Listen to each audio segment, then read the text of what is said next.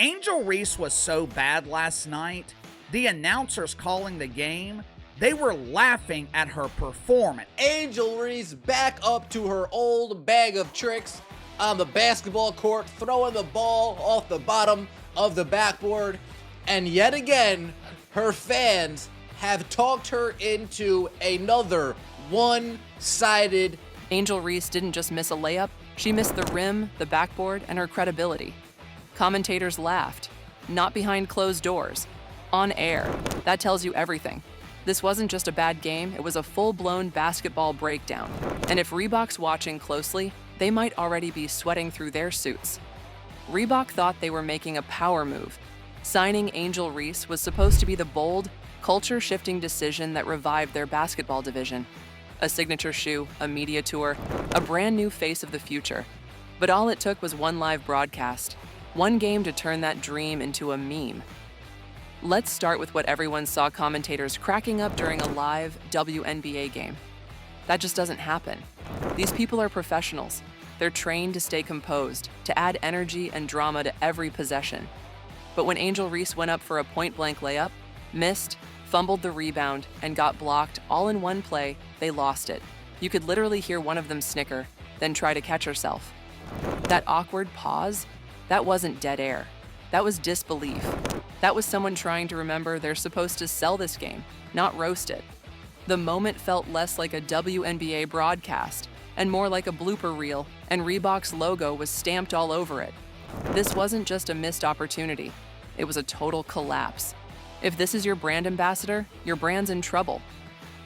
Reese didn't just miss a shot. She missed the moment, the poise, the fundamentals. Reebok thought they were investing in a franchise player. Instead, they got a full-blown liability wrapped in endorsements and bad decisions. And if this had been a one-off blooper, fine. Everyone has bad plays. But this is becoming routine. Every game has one or two moments where Angel Reese does something so clumsy, so off balance, it looks like she's in a different league. And not in a good way. When the people paid to make the game exciting are instead stifling laughter, that's not just embarrassing, it's disqualifying.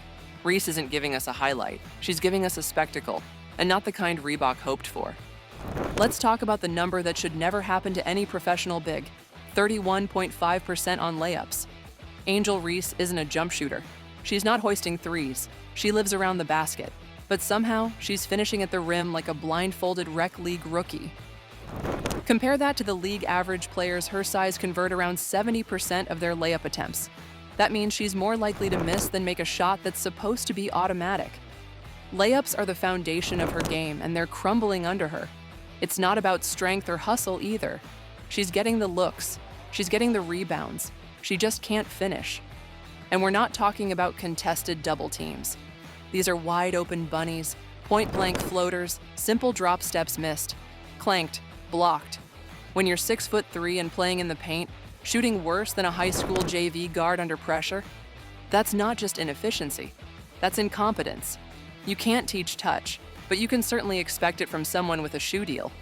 Every broadcast loves to flash that stat line.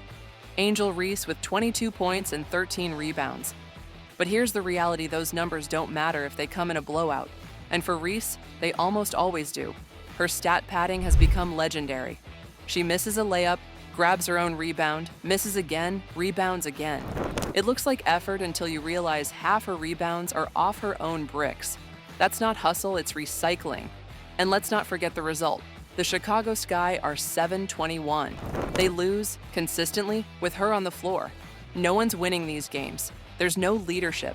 There's no lift. It's all cosmetic. Look deeper, and you see the problem. When she's off the court, offensive efficiency improves. When she's on, the ball stops moving, the paint gets clogged, and whatever rhythm they had dies. The box score might trick casual fans, but real hoop heads know you don't reward empty stats in losing efforts. That's not production, that's inflation. Sonia Citron and Kiki Iriafen aren't just rookies. They're rookies who made Angel Reese look like she wandered into the wrong league. Sonia dropped 28 points. Kiki added 22 and 10, and both did it while dominating the paint, completely exposing Reese's lack of footwork, awareness, and defensive presence. Every cut, every rebound, Every post-up they had her beat. This was supposed to be Angel's moment, a homecoming, a chance to prove the hype was worth it. Instead, she got torched by two players with less experience, fewer minutes, and none of the media push. What's worse is the way it happened. Citrone was hitting runners with ease. Erie often outmuscled her on the glass. It wasn't one hot streak, it was a clinic. And Reese looked stuck in cement. When rookies are playing smarter, faster, and cleaner than the player your franchise is building around, that's a red flag. And when that player has a signature shoe coming out, that's a fire alarm. There's a difference between a bad play and a blooper. A blooper is so bad, so uncoordinated, that it goes beyond criticism and enters the realm of comedy. That's what Angel Reese is giving us every game. Missed layups off the underside of the backboard, traveling calls while trying to Euro step with no defender in sight, post-ups that end with her dribbling into her own foot. You can't make this up. Against New York, she had a stretch where she missed 4 straight point-blank shots in 12 seconds. That clip made the rounds not because it was funny once, but because it's happening again and again. This is the new normal. And the energy? Oh, she's still flexing, still pointing fingers, still barking after missed shots like she's dominating. But dominance looks like buckets, not bricks. And eventually, fans get tired of the act. When your entire offensive identity becomes a punchline, the only thing you're leading is the blooper reel. Reebok made a bold move. They bet their basketball comeback on Angel Reese, signed her as the face of their next-gen brand, gave her a signature shoe dropping in 2026. That's a lot of money, a lot of trust, a lot of risk, and now, that risk is looking more like a mistake, big time. They thought they were getting dominance, swagger, relevance. What they got is a highlight reel of missed layups and live TV humiliation. That's not a marketing asset, that's a liability. This isn't the 90s, where personality alone sells shoes. Today's hoopers buy gear based on performance, not post-game quotes. And right now, Reese isn't performing. You can't market clutch when your athlete is getting benched in close games. You can't sell tough when your stat line is built on missed opportunities.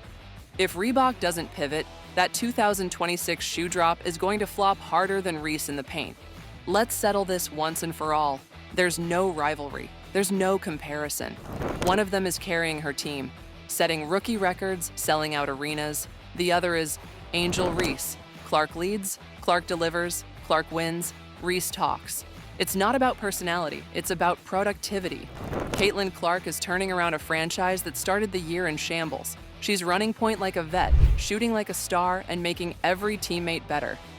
Angel, her presence slows the sky down. The ball doesn't move, the spacing disappears, the shots miss, the rebounds are off her own hands. One of these rookies plays like a future MVP. The other plays like a college player who hasn't adjusted. And when the league's biggest story becomes how bad one player looks on TV, the gap only grows. You know it's bad when the people whose job is to stay upbeat and energetic can't even pretend anymore. Broadcasters live for the game. They find joy in free throws, hustle plays, even the boring parts of the third quarter when nothing exciting is happening. These are the ultimate hype machines trained to talk up the action even when the action is mediocre. But with Angel Reese, their voices drop, their energy fades, and sometimes, like we saw last week, they straight up laugh. That moment where she missed an uncontested layup, fumbled the rebound, got blocked from behind, then asked for a foul like she didn't just embarrass herself, they chuckled, then panicked, then scrambled to sound serious again. And you could feel it, that crack in the professional facade. Because what just happened wasn't oops. It was, what are we even watching? This isn't about being mean. This is about facing the truth. Reese is making it impossible to ignore the gap between what we're told she is and what we actually see. The game doesn't just slow down when she's on, it gets weird. The offense jams, the energy sags, and the mistakes, they're not rare. They're clockwork. When the professionals in the booth go from highlight call to damage control, that's your red flag. That's not just a bad performance. That's the basketball version of a stage dive where no one catches you. The Chicago Sky thought they had something. They brought in veterans, shifted rotations, built the system around Angel Reese. They gave her the spotlight, the platform, and the ball. But instead of a rising star, they got a sinking ship taking on water with every blown layup and defensive lapse. Let's look at the results. The Sky are 7-21. They've dropped multiple games by double digits and are falling out of playoff contention faster than a Reese jump hook off the side of the backboard. And when Reese logs big minutes, things get ugly. The offense bogs down, the spacing disappears. Defenders sag off her like she's a non-shooting center from 2002. Here's the kicker. When she sits, things actually improve. Suddenly there's ball movement. The floor opens up. Players cut and pass with purpose. It's like the team collectively exhales the moment she's on the bench. That's not a franchise cornerstone. That's an anchor. And yet, they keep running plays for her, giving her post touches, letting her bring the ball up like she's some point forward. But when your go-to scorer struggles to convert shots toddlers hit on Fisher-Price hoops, that's not development, it's delusion. The issue isn't just that Reese is underperforming. It's that the Sky are trying to build around her like she's earned that status. The reality? She's not leading a team forward. She's dragging it back into the lottery. And the longer Chicago keeps forcing her into that role, the harder it's going to be to fix this mess. Reese isn't the foundation of a rebuild. She's the reason it might need to start all over. We're heading toward 2026. That's the year Reebok launches Angel Reese's signature shoe, or at least they say they will. But let's be honest, how do you market that?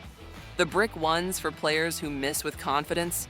Every game that Reese clanks another layup, every time she flexes after airballing a putback, the brand value drops. This isn't just bad timing, it's brand suicide. Reebok thought they were buying the next big star. But if this keeps up, they might be forced to pull the plug, or worse, release the shoe and watch it flop harder than a one-handed turnaround from Reese in the paint. Because if the face of your sneaker line can't make a layup, it's not just her reputation at risk, it's yours.